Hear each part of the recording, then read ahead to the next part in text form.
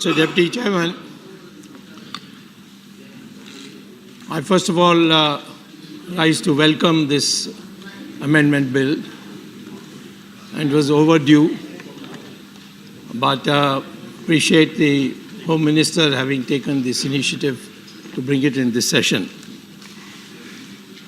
The question really here is that an exception be made for one family. That is all that is being asked for by the Congress party. Because no other family of ex-prime ministers has been provided with this.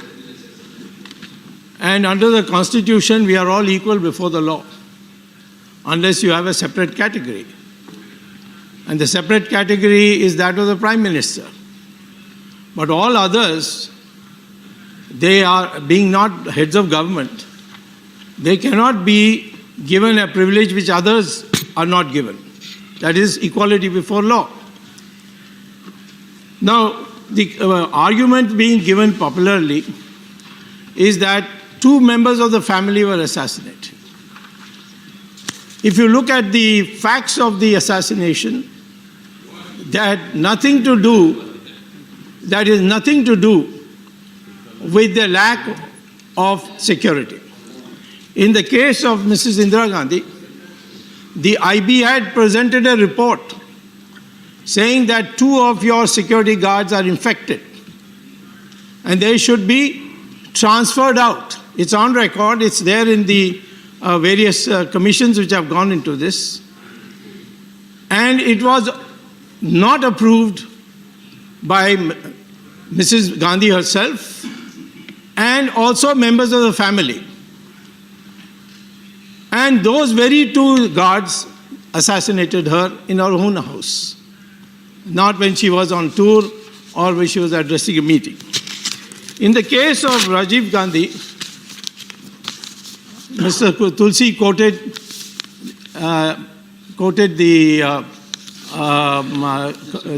Justice Verma's, and I should know it better because I was the one who moved the resolution here in the House at that time. And I just got hold of the report submitted, which was laid on the table of the House. And paragraph 7 of the recommendation says, the Commission has also observed that the Congress party workers and organizers at the venue of the meeting did not extend the required cooperation to the police and created impediments in making proper security arrangements for Shri Rajiv Gandhi, particularly in ensuring strict access control in his proximity. About the responsibility of the Congress party and organizers of VIP programs, the government has accepted the recommendation, that is Narasimha Rao's, of the Commission, that some guidelines and code of discipline should be framed for political parties. I challenge Mr. Tulsi to say where it says in that report of Justice Verma that because SPG was withdrawn and therefore Rajiv Gandhi was assassinated. There is no such reference at all. And that's a standing challenge to my good friend, Mr. Tulsi. Now, today, what is the threat perception? It must be very serious, otherwise Z plus would not be given. But none of those threat perceptions which went earlier when Mr. Narasimha Rao amended the Act to give this special coverage of SPG to Mrs. Gandhi, Mrs. Sonia Gandhi and the family.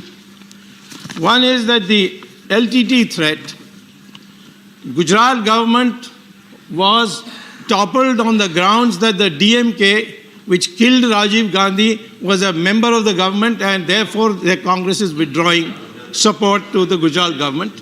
Mr. Gujal's son is here, he may not remember. It is absolutely on record. Please. It's on record. It will examine. I will see. Please. That's history. It is true. Please. Now, it will examine. It will be examined. Now, it will be examined. She said that. Why Honorable members, this will be examined, I told you. Yes, this will be examined. Please. Now they are friends with the DMK. Please. LTT also, the Supreme Court said that this crime was so gruesome and so much against the nation that they should be given capital punishment. Mrs. Sonia Gandhi wrote a letter to the president, which I have a copy of, where she advocated that this would be wrong and in the name of interest of justice, the punishment should be reduced to life imprisonment.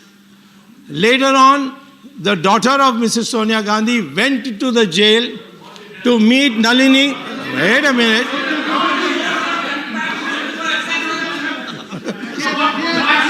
Please.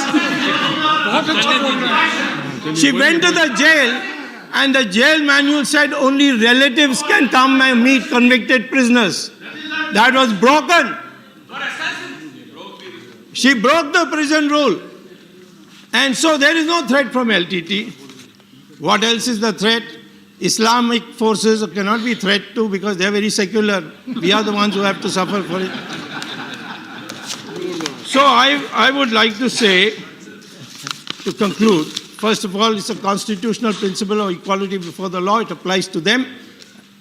There cannot be a separate constitution for them. The constitution applies to all of us. Second, we want them to be all alive because I would like to see them to go to jail on corruption charges.